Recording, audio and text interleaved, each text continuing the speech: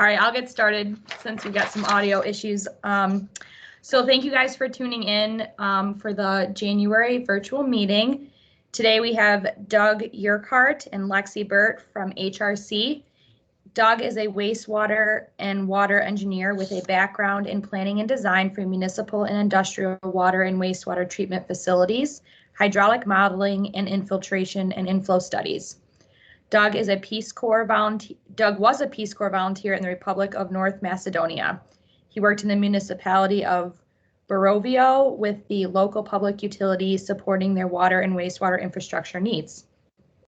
Lexie Burtt graduated from Michigan State in civil engineering in 2016. While at MSU, she spent time as an intern at a wastewater treatment plant and performing material testing. Since graduating, she has been working at HRC in the Grand Rapids office, working on numerous projects in wastewater treatment, collection systems, and asset management. Their presentation will be on efficiency-based equipment selection for municipalities. So I'll turn it over to Lexie and Doug. All righty, excellent. Let me share my screen here. Oh, here we go.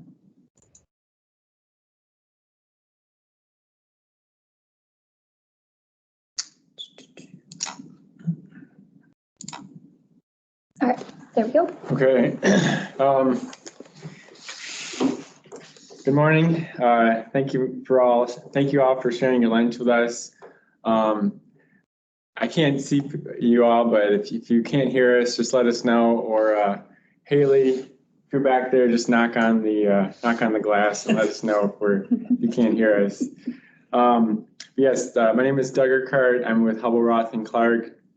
This is Lexie Burtt. We're both engineers here working out of the Grand Rapids office. And when Haley asked us to do a presentation, one of the ideas that came up was to discuss our experience with using efficiency to procure and bid equipment. So our presentation is entitled Efficiency-Based Equipment Selection. And as engineers, we all have various means to perform evaluated bids. And in this presentation, our goal is to present our experience and practices to evaluate equipment and to ensure energy, reducing energy consumption. Yeah. Okay. So let's see here. So why focus on efficiency? I'll ask the question.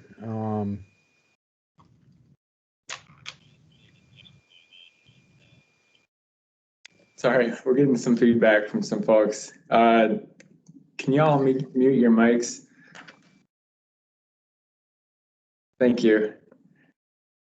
So why focus on efficiency? Energy usage in water and wastewater treatment and conveyance. It accounts for up to 50% of most municipal energy consumption budgets. The EPA recent study had it at 25 to 40% of wastewater utility budgets are energy, and then up to 80% of water utilities. And if you think about it, that involves a lot of pumps, motors, blowers that all contribute to those, to the cost of, moving water, sludge, air throughout the facility. And then the other important factor for efficiency is operating in an inefficient manner reduces the equipment life of that system. So a recent study completed by the EPA and then NYSERDA noted a national average rate of 1,400 kilowatts per million gallons in the water treatment, which included conveyance and distribution, and then 1,200 kilowatt hours per million gallons for wastewater conveyance and treatment. So in that average or that rate varies based on facility size. So for many communities, less than 1 MGD or less than 3,000 residents, it'll increase, and the larger facility typically sees rates much less than that. And here in Michigan, from a water supply side, we have a lot of large surface water facilities, and as the communities grow, or the water service area grows, that usage will go down. But on average, there's a lot of opportunity for reducing energy usage in water and wastewater treatment. Right, energy efficient strategies. Starting with system operation modifications. We're in a technology age right now, so a lot of plants are using SCADA systems and tracking trends of amp draw from different equipment in their systems. That way, when they see amp draw spikes, they can make sure to correct any issues. Sometimes that means your pump is clogged, or with blowers, minimizing your starts and stops to lower your amp draw is a good way to cut down on your energy use. In addition, using energy recovery systems, digestion is a popular one. With the methane production, it can be used as a source of energy for your plant or, your systems related to your digestion. Another example, using a natural gas generator during your peak energy rates. Sometimes you can switch to natural gas generator in order to run certain equipment if you're noticing like consumers' energy spikes in the rates during peak events. Facilities improvement. So these would include LEED certified, as you see here, otherwise using solar panels for renewable energy, heat recovery units where the air taken from a room is passed by the air being put into the room in order to conserve on heating the air. Another example is switching out lighting with LED lights to conserve on energy. And then what we're going to talk about here in this presentation is upgrading and replacing equipment. We'll mostly focus on pump replacements using efficient pumps, and then also talking about blower replacement with efficient blowers. And then I'll do one quick slide on how screenings equipment can be selected based on their efficiency also. All right, added a few pictures here. Try and keep everybody engaged with photos. So two of these are from Google. The top left-hand one is 2 digesters and then gas storage so that the gas can be used as needed to power, the nearby systems. Also a natural gas generator. As I mentioned, you can switch to generator power during your peak energy rates. I would do a cost benefit analysis before, doing something like this, but that can sometimes be beneficial. And then also the bottom photo showing some solar panels in some kind of tank system. All right, and the category we're going to talk mostly on, upgrading and replacing equipment. So within the last 10 years, asset management has been a really hot item, and municipalities have done a great job on starting to look at the life cycle of their existing equipment and planning for replacements. When you are planning for replacements at water and wastewater plants, you can replace pumps with energy efficient pumps, use variable frequency drives, install jockey pump systems, or increase storage, all using, efficiency. Or with aeration, blowers are often the hog of energy in a wastewater plant. So using energy efficient blowers, variable frequency drives, resizing pumps to make sure that your blowers are actually sized correctly. And then also the jockey system again, which I'll show an example of. And then improve system controls. This could be with the use of DO sensors and running your blowers up and down based on the needed DO, so you're not blowing too much air into your system. And then also energy efficiency diffusers. Okay, so a jockey pump system, what I mean by this is when you have a wide range of pumping, sometimes the best way to kind of make your pumping system as efficient as possible is to install 2 different sizes of pumps. So in this photo, you can see the 2 middle pumps, the discharges are smaller. Those pumps are actually smaller pumps. And because of the influx that this plant receives during rain events, this was the better way to make sure that the flows were optimized. So having two small pumps and then 4 larger pumps, making sure you're still within 10 state standards and have all the needed redundancy. Okay, so before we move on to efficient pumps and blowers, another way that's become pretty popular is looking at your capture efficiency with your headwork screen. So when your wastewater comes into a plant, the first thing it will see is some kind of screen to take out your bigger debris in your wastewater. Here are a few different types of screens I show here.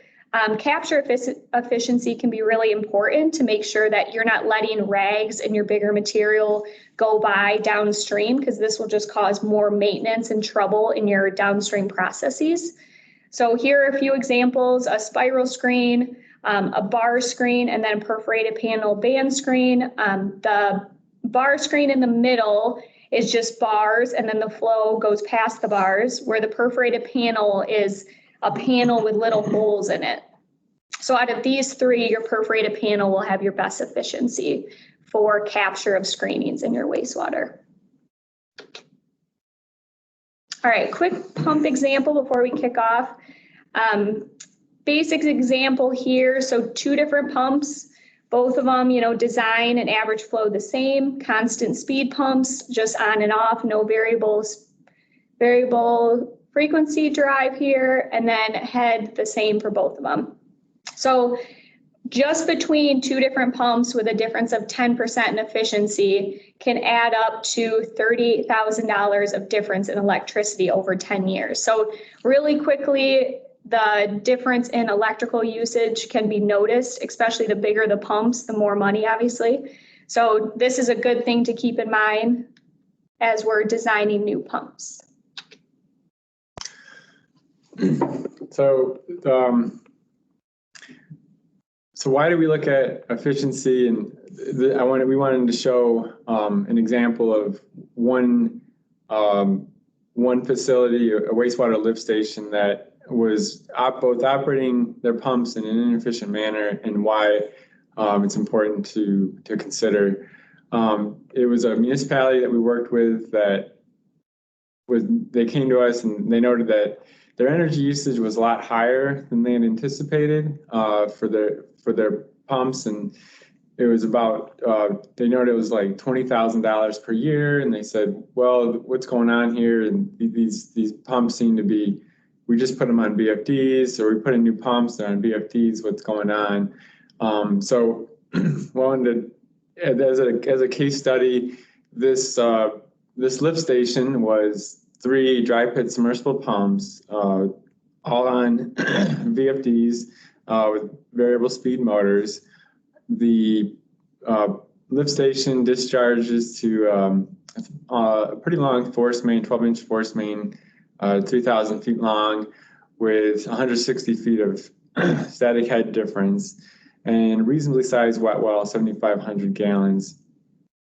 Average flow was 250 gallons per minute, and peak flow for 2 pumps is about 2 mgd. So the first thing that we looked at was system and pump curves, and I'm just showing one of the curves for one pump in operation. And as a refresher for all of us, the red line represents the pump curve, which is the pump performance based on head and flow, and then using the affinity laws, the other colored lines represent the pump performance at varying speeds, so 55 hertz, 52 hertz, and 48 hertz. Blue lines represent system curves, so it's a fairly steep curve from the 2 different operating conditions with high and low wet well, and then looking at using 2 different friction loss factors. And then the area within the light blue shaded area is the preferred operating range, and that's something just working with your pump manufacturer. Its rule of thumb is where the pump exhibits the best efficiency and reliability. So that's really within the range where you want to operate the pumps. And the first thing we looked at was that 0.1 was where the pumps were actually being operated. So what was happening is the facility was using the lift station to balance the flow into the lift station out, and that means flow in equals flow out, and they were well below the minimum recommended speed. Whereas, which we'll get into the next slides, numbers points 2 and 3 represent where their recommended operating condition for those flows, and then 3 is shown the design point. And during the original bid or design, 0.3 was what was provided to the pump manufacturer. So a minimum, I think it had a minimum efficiency, these design conditions, and we'll get into this more later, but we'll talk about why points 2 is, and I guess 1 would also be important for this evaluation. So this chart here shows or compares the power usage for each of the flow conditions, and this is just a straight calc, but comparing the efficiencies at 48 hertz, where they were operating it, versus 56 and 60 hertz. That 0.1, the efficiency for that pump, even though it's using less total power to balance the flow, its efficiency was much lower at 40%. And so looking at the points within that shaded blue area, the efficiencies actually come up, and we were able to identify what the new recommended minimum speed would be. And by doing that, the owner had to switch to a cycle pump on, pump off duration. But instead of operating continuously, this lift station, and it had a reasonably sized wet well, it was mixed. It cycled on about 30 times a day during average conditions. So that sometimes can be an issue if your wet well is too small, overcycling of pumps, but in this case it wasn't an issue. So they were able to reduce their power usage from almost 1,400 kilowatts per million gallons to less than 1,000 for this lift station, and total power cost was reduced by about 30%.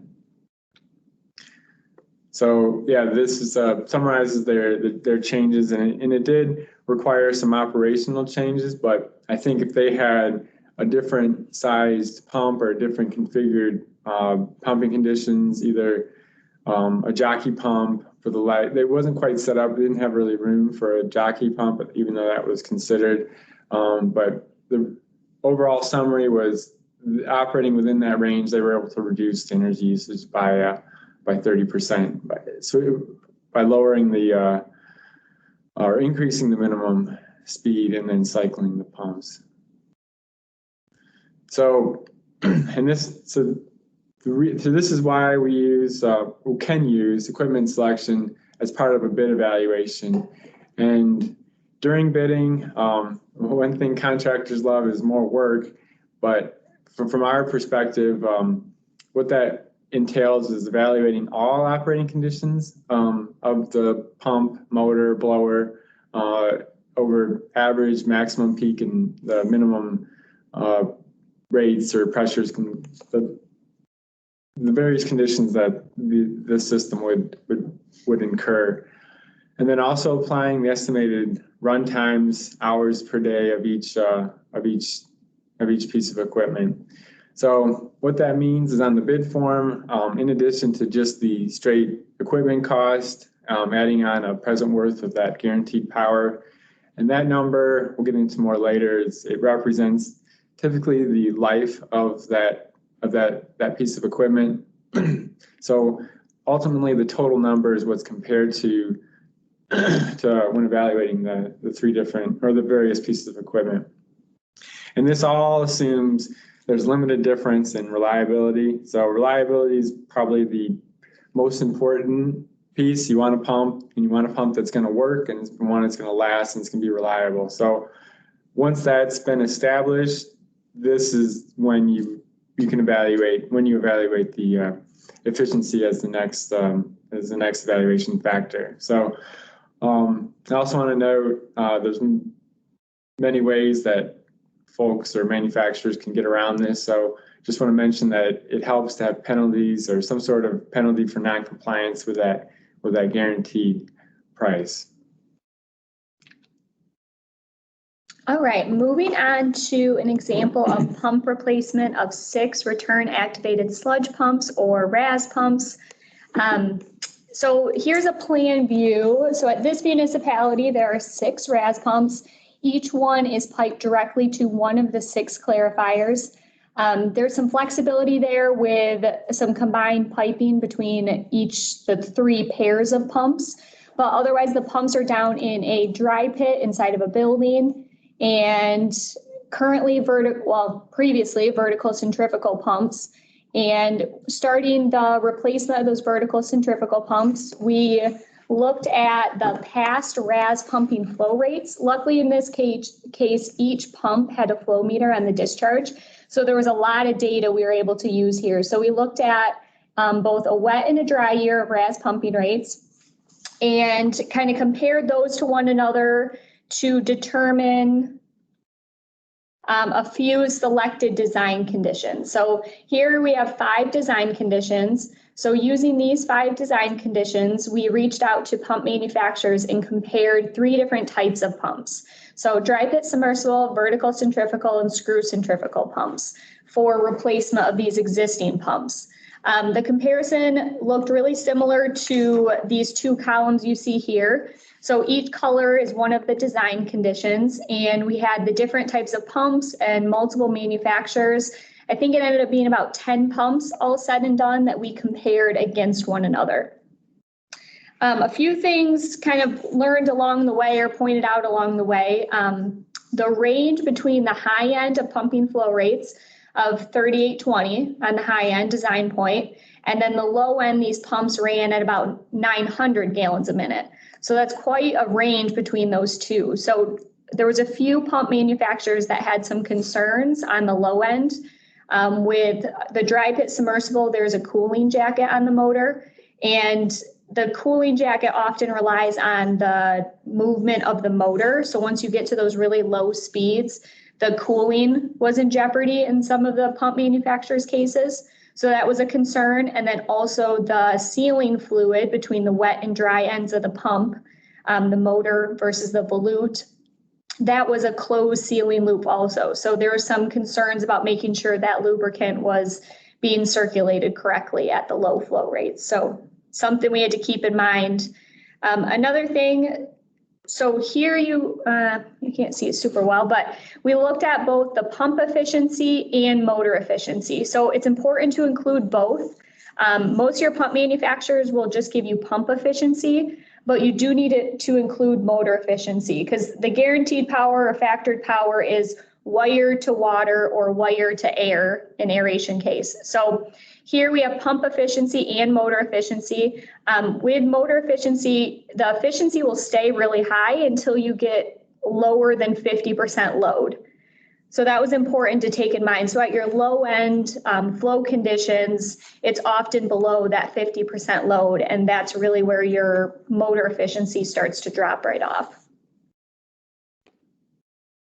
All right, here's just a quick example of the pump curve and where we want to be here. So there's not a system curve on here, but if you look at the few points that are upside down L's, that makes where the system curve would be in this case. Each blue line is a different RPM of the pump speed. So the top one is full speed, 60 hertz. Where you want to be on this curve is in the area between the 80% and 80%. So that's your best efficiency area. And you can actually see they call out your BEP also, your best efficiency point. But the closer you can get to having your system curve line up with your best efficiency area, the better you'll be, not only from energy costs, but also just from operation of your pump. That's kind of the sweet spot there. The evaluation ultimately ended up with this as kind of the conclusion. So in this case, here's 3 columns. All 3 of them are different manufacturer dry pit submersibles. The weighted pump efficiency provided by your pump manufacturer, and then weighted motor efficiency based on what speed the motor is operating at. So both those are important in calculating your annual power cost. So annual power cost is included in this table for all 6 pumps. 1 year of operation at 9 cents per kilowatt hour. You can see between your middle column and the one to the left of it, there's a $10,000 difference in just 1 year operating all 6 of these pumps. So you can imagine over time how much this adds up. And then the row below it for 20-year present worth of power cost for 6 pumps. Here we have about $110,000 difference over 20 years. So that's quite a substantial difference and really stresses the importance of making sure you're installing efficient equipment. And then you also have to include the price of the 6 pumps, and then this gets you your overall net present worth cost. So even though your middle pump in this case had a higher price, capital price, the lower annual power cost outweighed that, and still the net present worth cost was the lowest. So it's important to look at this. All right, and then in this case, what we did is we selected 2 of the most efficient pumps during the design process, and those were listed in our spec for bidding. Also in the spec was this guaranteed power spreadsheet, which had to be submitted with each contractor's bid. They had to fill this out and then calculate the factored power. In this case, we didn't have a penalty, but I would recommend including a penalty if you and the owner agree. All right, the second example of using an energy-based evaluated bidding is was a blower replacement.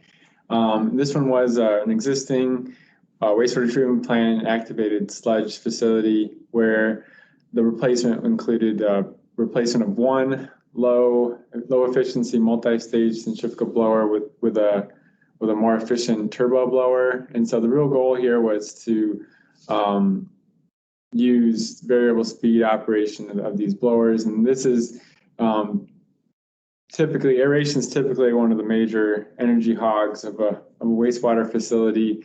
And so prior to doing this, several manufacturers were identified during the bid selection process.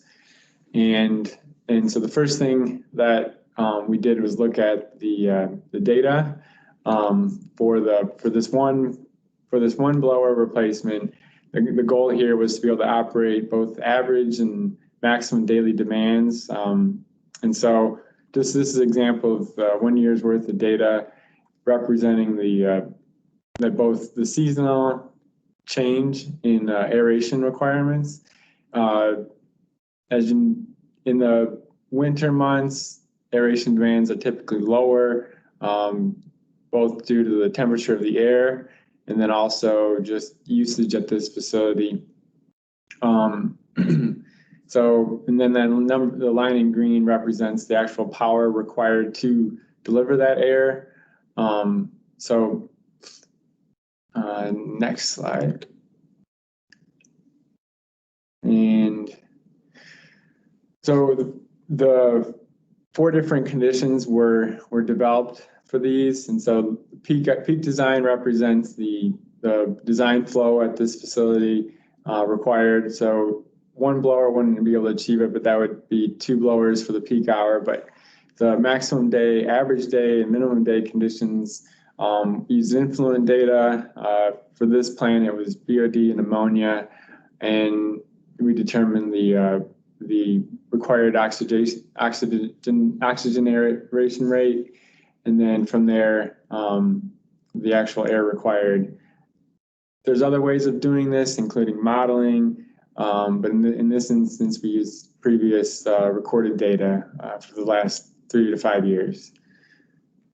And so those four evaluation points were identified for the different flows. And then from there, each manufacturer was required to provide the guaranteed power at those conditions. And then the factored power would be the percent of the day or year that piece of equipment is operated at that point. So in this case, the factored power is multiplied by the total cost of that, the life cycle cost of that power. So for our evaluation, it was the 10-year present worth at 4% interest, 10 cents per kilowatt hour. And what this shows is that the actual guaranteed power, in addition to the equipment purchase price, was lowest in the most expensive blower.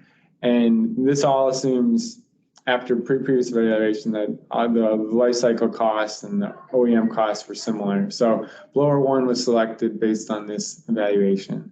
And so our case, this was added to the bid specs for the project, and manufacturers were required to submit this prior to the final bid.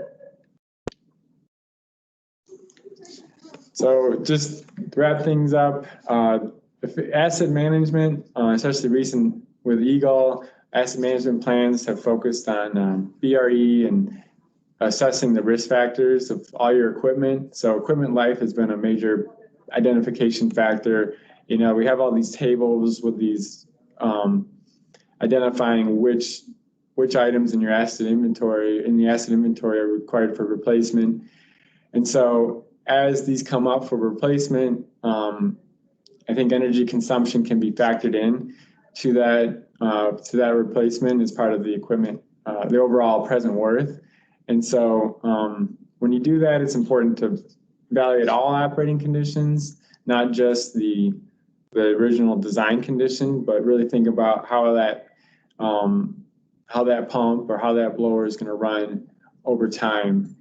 And then improving efficiency is important for not just lowering energy costs, but also reducing wear and operating within that sweet spot, like Lexie said, where the blower or the pump don't vibrate too much and cause a lot of wear on the system.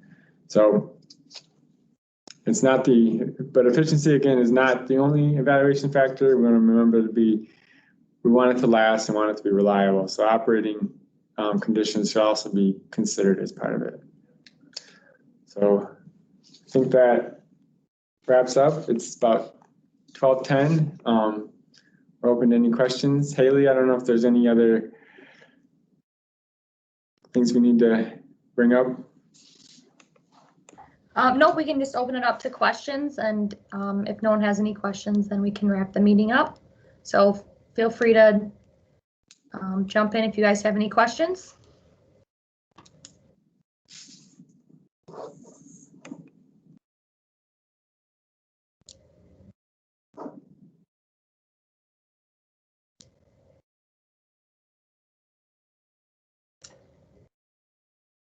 I'm not seeing anybody.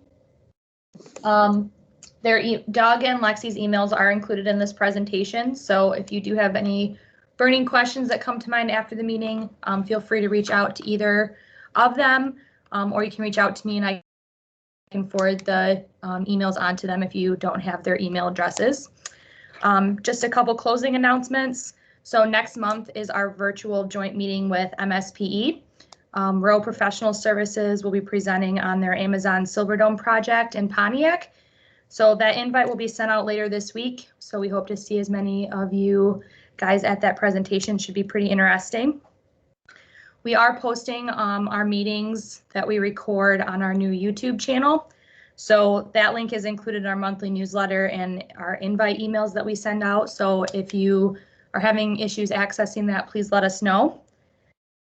We hope that you all have a wonderful and safe rest of January, and we will see you back in February. Awesome. Thanks, Haley. Yep. Thanks, Lexie. Thanks, Doug.